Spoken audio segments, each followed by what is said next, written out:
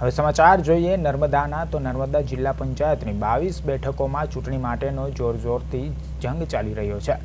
આમલેથા જિલ્લા પંચાયત તેમજ તાલુકા પંચાયત બેઠક પર ભાજપ અને કોંગ્રેસ બંને પક્ષોએ ડોર ટુ ડોર સંપર્ક અભિયાન હાથ ધર્યું છે।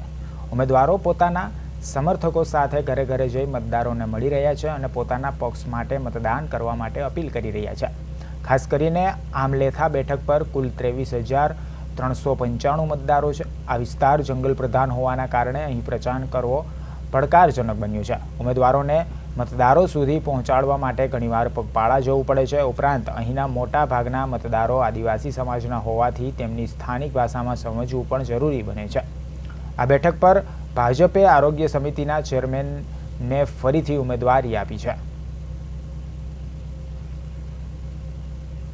ભારતીય જનતા પાર્ટીએ એટલા માટે મારા પર વિશ્વાસ મૂક્યો। ગત ટર્મમાં મેં આરોગ્ય સમિતિની ચેરમેન હતી અને જિલ્લા પંચાયતની સદસ્ય પણ હતી અને મારા વિકાસના કાર્યો જોઈને ભારતીય જનતા પાર્ટીએ મારા પર વિશ્વાસ મૂક્યો છે।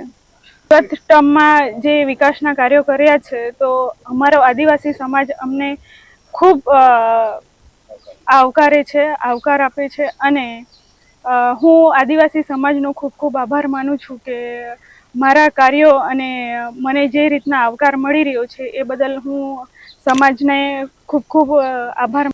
આ જાણને ચૂંટણી ચાલુ થઈ ગયું છે માલ તાનો તમે ચૂંટણી પ્રચારમાં ફરે છે એમ તે આમલેથા જિલ્લા પંચાયતને જેમ તે અમારે પહેલાં જે જૂના ભાજપના હતા એમ તે જિલ્લા સદસ્ય એ લોકોએ આખા જિલ્લાની અંદર એમને કોઈ કામગીરી ના દેખાય એટલે લોકો અમે જ્યાં જઈએ છીએ લોકો અમને પ્રસિદ્ધ અમને સારો મળે છે। એમને લોકો જ કહે છે કે સામેના જે વ્યક્તિ કોઈ દાડા અમારે ત્યાં આવતા નતા એમ જાનના ગયા છે એમ તે એ લોકો ચૂંટાઈને ગયા તારના અમારા વિસ્તારની અંદર કોઈ દાડા આવતા નહીં હતા એટલે અમને લોકોને બહુ સારો પ્રતિસાદ મળી રહે છે અને લોકો ઘેરે ઘેરે આવકાર મળે છે કે આજે હતા કોંગ્રેસવાળા આવ્યા તે જે કામ કર્યું તે જ હજુ આ લોકોએ કોઈ ભાજપ સરકારની અંદર આ લોકો કોઈ કામ નહીં કરતું એટલે બહુ સારો અમને પ્રતિસાદ ઘેરે ઘેરે